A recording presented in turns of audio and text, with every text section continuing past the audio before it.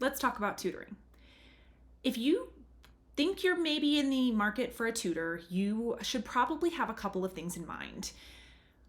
When you're working with a tutor, you are entrusting a little bit of your language learning journey in that person. And ideally, similar to a personal trainer, physical therapist, masseuse, whatever person that you work with day to day, hairstylist, you want to make sure you get along with that person pretty well, and you want to make sure that your style gels. So here's what most tutors that I think are worth their salt should be offering. They should probably offer you a free assessment or a discounted class, or basically some way to try out their service before having to commit to a bunch of lessons.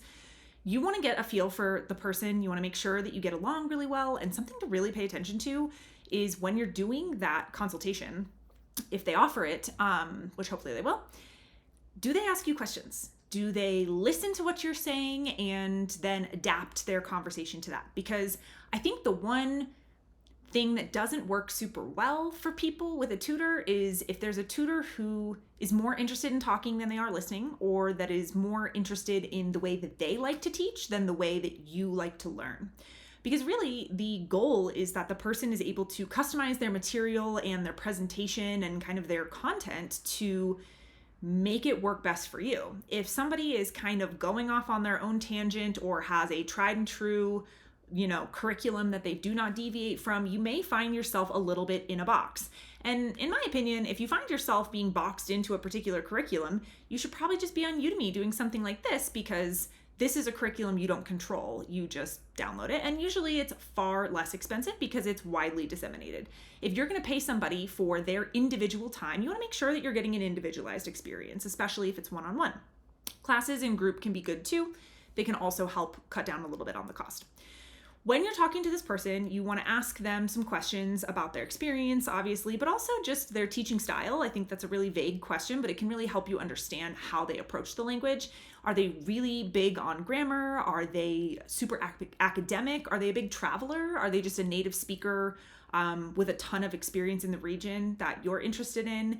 Just get a feel for what type of tutor they are. Now, some tutors are... So there's native speakers, and then there's also second language learners like I am. And there's a reason to work with one or the other, actually. Both can be really good. Both can be not as great.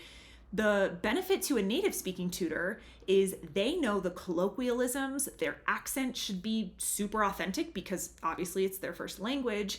And they should have a really good grasp on, well, people don't really say that, they'd say this. Or, yeah, this is more what people do in this type of situation. This is how you order food. This is the slang that's really popular in my area. That can be great.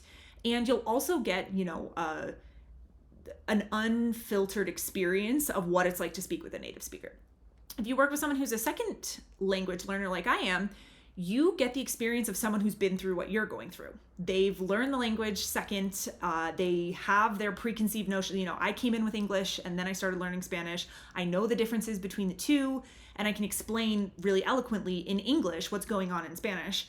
But obviously I have a second language accent, and I'm not in the day-to-day. I don't live in a lot of the countries where this language is spoken. So I can relate more probably to beginners and intermediate students, where maybe a native speaker is really, really good for somebody who's advanced or trying to get to like C1, C2 level of a language, which is like close to fluency. That might be a really good person to work with because they are right where you want to be and helping you get over that mark. Also, it's not a problem if they can't explain things to you in English because you're hoping that they're going to explain it to you in your native language, if that makes sense, in your target language.